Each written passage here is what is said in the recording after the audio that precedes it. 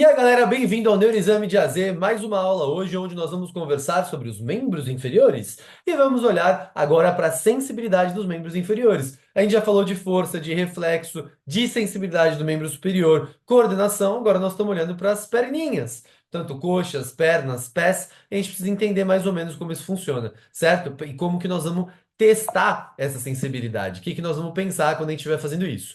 Quando a gente fala da sensibilidade dos membros inferiores, é interessante porque o passo a passo é a mesma coisa do membro superior, não muda nada.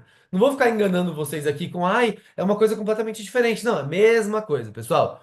As avaliações de sensibilidade é a mesma. Tem que avaliar o toque epicrítico, protopático, dor, temperatura, toque vibracional, propriocepção. Todas essas coisas vão continuar nos mostrando informações sobre as duas principais vias, a coluna dorsal da medula e a parte do ladinho, o trato espinotalâmico lateral. E aí, o que que diferencia essas vias? Vamos lembrar? O trato espinotalâmico lateral, que viaja pelo funículo lateral da medula, é aquele que leva informação sobre dor e temperatura. É aquele que lá no tronco encefálico vai formar o lemnisco espinhal. Já o trato, a coluna dorsal da medula, lá no funículo grácil cuneiforme, que leva informações sobre tato epicrítico, tato vibracional e propriocepção, eles viajam pela coluna dorsal da medula e vão formar o lemnisco medial lá no tronco encefálico. E isso é importante da gente entender, porque lesões de medula ou de tronco podem causar diferentes manifestações com diferentes perdas de sensibilidade que vão ajudar completamente quando a gente tiver essas informações de qual sensibilidade que esse paciente está faltando. E aí você já começa a notar a diferença de quando nós estamos, por exemplo, estudando um AVC de cerebral média, quando a gente está falando lá do giro pós-central. Por quê? Porque o giro pós-central, lá no lobo parietal, logo atrás do fluxo central, é aquele giro aonde ele recebe todas as informações sensitivas.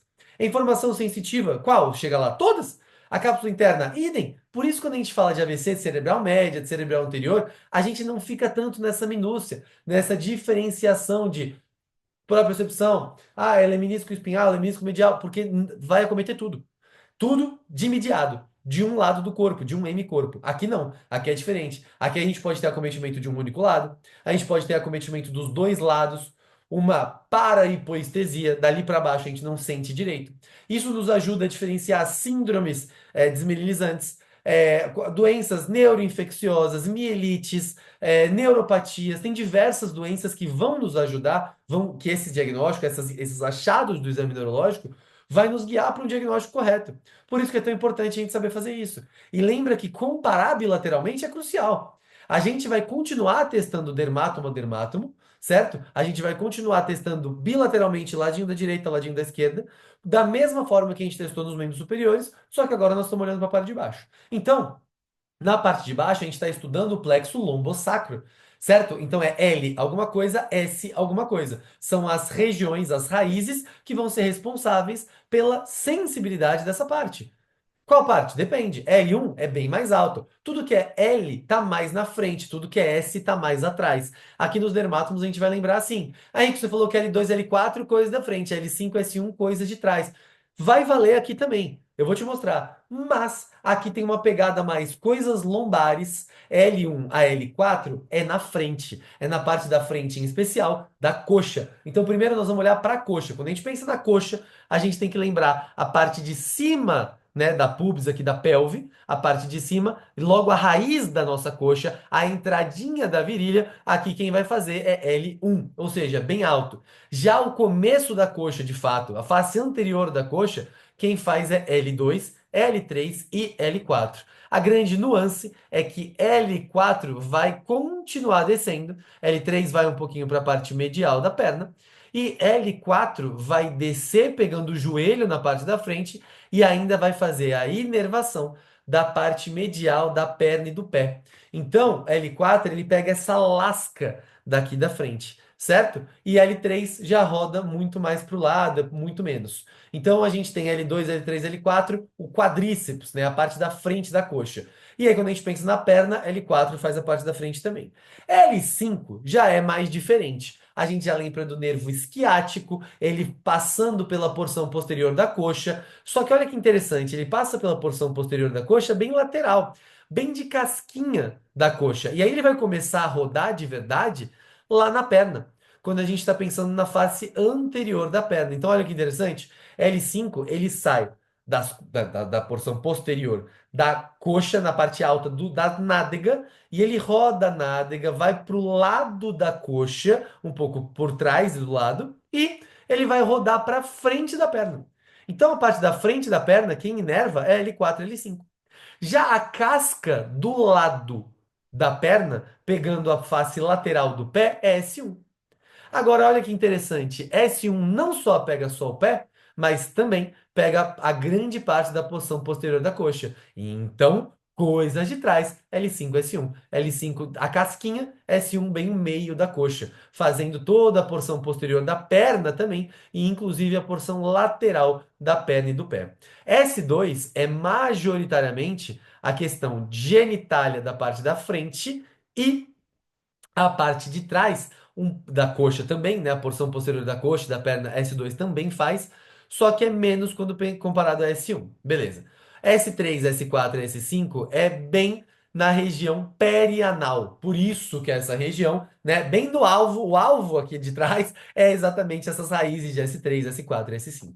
Tá bom? Então a parte sacral tem essa questão de genitálias e parte de trás da coxa, parte lombar tem a parte muito mais anterior de coxa, certo? Então, mais ou menos assim você consegue começar a se localizar. Perfeito. Quando a gente pensa nas avaliações do TOCS, o toque leve, aquele toque mais epicrítico, que a gente está avaliando a coluna dorsal da medula, estudando por onde passam essas vias no fascículo grácil cuneiforme, o leminisco medial, lá no tronco encefálico, é aonde nós vamos usar um algodãozinho. Lembra disso? Usa um algodãozinho, vê se o paciente está sentindo. Quando eu sentir, me fala. Dona Maria, fecha o olho. Quando eu tocar na senhora, a senhora me avisa. Ah, Henrique, meu paciente está em mutismo, uma afasia grave. Esse paciente tem uma disartria gravíssima, ele é mudo. Então, fecha o olho, quando eu encostar, abre o olho, certo? Mais uma estratégia para ajudar vocês no exame.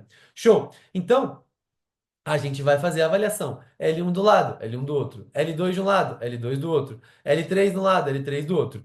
E aí lembra, L1, L2, L3, L4 parte da frente da coxa, L4, L5 parte da frente da perna, S1, S2 e L5 parte posterior da coxa, S1, S2 parte posterior da perna. Lembra que isso vai ajudar bastante na hora de diferenciar as lesões. Show! A avaliação de dor, a gente usa um alfinetinho, uma agulhinha, maioria de vocês já tem no próprio martelinho, e a gente vai estar avaliando agora o trato espinotalâmico lateral. Lembra que o trato espinotalâmico lateral é aquele que traz informações sobre dor e temperatura. Viaja pelo funículo lateral da medula até o tronco encefálico, onde vai formar o leminisco espinhal, certo? Lembra disso daí, porque isso que eu estou te falando significa que você pode testar ele em diversos locais, ele pode ser acometido em diversos locais. Então, essas informações precisam ser trazidas em conjunto com o restante do exame neurológico. Já que se você tiver, por exemplo, num AVC de bulbo, você não só pode ter a lesão do leminisco medial, do leminisco espinhal, mas como você vai ter outros achados de pares cranianos, por exemplo, certo? Beleza. Quando a gente fala da avaliação da propriocepção, entender se o pé tá para cima, tá para baixo, se o dedão tá para cima, tá para baixo, aonde que tá cada parte do meu corpo, lembra que eu também estou avaliando a coluna dorsal da medula. A coluna dorsal da medula é aquela que vai trazer informações sobre propriocepção, tato vibracional e tato epicrítico. Então lembra que é isso que você está testando. Pode estar cometido em casos de neuropatia, causando, por exemplo, uma ataxia proprioceptiva, onde o paciente tem dificuldade de se manter de pé e começa a sambar para todo lado, porque ele perde um dos três pilares do equilíbrio, né? A gente pode ter acometimento em casos de, por exemplo, tábulos dorsais, numa doença, numa sífilis terciária acometendo o cordão posterior da medula. A gente pode ter acometimento dessas vias num AVC de cerebelo ou num AVC de tronco, pegando o trato espinocerebelar anterior e posterior, que são os tratos que vão levar essas informações de propriocepção da medula lá para o cerebelo. Então aí a gente já começa a entender o porquê que esses testes são tão importantes, porque eles vão trazer um monte de informação. A avaliação da temperatura, a gente usa o algodãozinho embebido no álcool, encosta o algodão sem álcool, algodão com álcool. Esse está mais gelado, esse está menos gelado. Isso vai te ajudar, vai avaliar uma diferenciação de temperatura no seu paciente. Lembra que você vai estar avaliando o trato espinotalâmico lateral, assim como quando você testava a dor, avaliando o leminisco espinhal. Show! A avaliação da vibração, você usa um diapasão, bate na sua mão, coloca no paciente. Dona Maria, tá sentindo ou não? Tá, Dona Maria, quando parar de sentir, me avisa. e é assim que você vai estar testando também a última informação sobre a coluna dorsal da medula. Pessoal, espero que vocês tenham curtido essa parte, é super importante, tá? Não menosprezem essa questão de dermatomos, isso ajuda bastante, em especial num contexto ambulatorial ou em doenças da coluna, da medula, que isso pode acelerar o diagnóstico de vocês, ajudar a entender nível de lesão, diferenciar, por exemplo, na emergência, síndrome de Guillain-Barré, de uma mielite, de um quadro de compressivo. Então tem diversas coisas que isso aqui vai ajudar vocês a se localizar. Espero que vocês tenham curtido. Não esqueça de ver as outras aulas do Neuroexame de AZ. Não esqueça de mandar para o seu amiguinho essa aula e as outras desse curso completo aqui para vocês, né? Com o seu amiguinho que precisa se atualizar, que precisa melhorar o exame neurológico dele. E não esqueça de seguir o nosso canal aqui no YouTube, né? Nos siga por aqui. Para quem não segue a gente aqui e já deixou o seu like, vai lá pro Instagram e pro TikTok e também pode me seguir por lá no @Dr. Henrico Barleta. Espero que você tenha curtido, te vejo na próxima e tchau.